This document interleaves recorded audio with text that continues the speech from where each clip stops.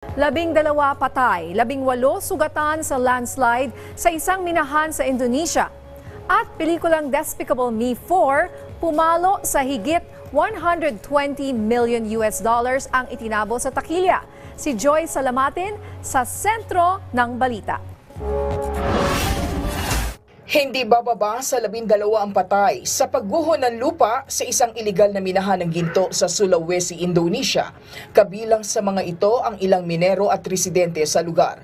Nangyari ang landslide sa kasagsagan ng malakas na ulan. Nailikas na ang 5 nakaligtas sa pagguho ng lupa. Patuloy ang paghahanap ng mga otoridad sa 18 nawawala. Inatras na ng South Korea ang plano nitong suspendihin ang lisensya ng mga nagwewelgang mga doktor. Pebrero nang magwelga ang mga junior doctors upang iprotesta ang plano ng kanilang gobyerno na pataasin ang school admissions.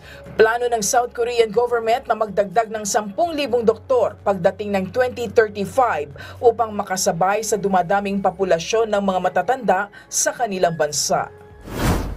Nangunguna ngayon sa US box office ang pelikulang Despicable Me 4. Aabot na sa 122.6 million US dollars ang kita ng pelikula magmula nang ito ay ipalabas noong nakaraang linggo. Nalagpasan na nito ang Despicable Me 3 na nakakuha ng 72.4 million US dollars sa loob ng 3 araw. Joy Salamatin para sa Pambansang TV sa Bagong Pilipinas.